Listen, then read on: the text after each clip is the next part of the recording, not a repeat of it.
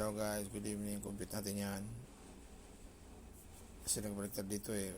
Instead, yung 2 dito yung sa baba, yung center dito. Ito nga, 8.717 over 2 times 35. Okay? Complete natin. 8.717 divided by 2. Okay? SD times sine 35 plus, okay, yan, 2.4999,